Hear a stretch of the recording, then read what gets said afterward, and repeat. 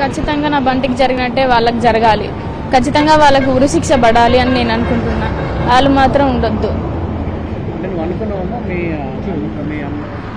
మీ నాన్నమ్మ మీ అన్నయ్యలు ఉంటారని అత్తే వెనుక నమ్మినవా?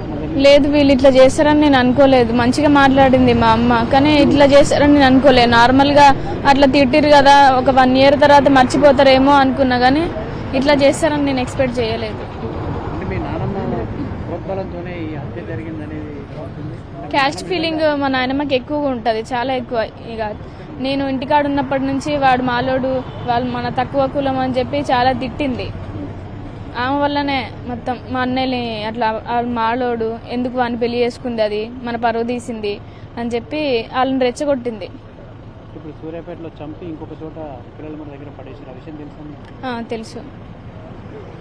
ఫైనల్గా నేను డిమాండ్ చేస్తున్నా, ఇప్పుడు మొత్తం 6 మీద మీ నాన్న ఉన్నారు, మీ అమ్మ తప్ప అందరు ఉన్నారు, అందరూ నా బంటి లాగానే కావాలి, లేకుంటే మేము అట్లా చేస్తాం.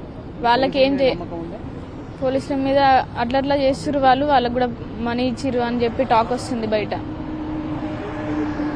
వాళ్ళు కనుక చేయకపోతే మేము కోర్టుకు వెళ్తాం.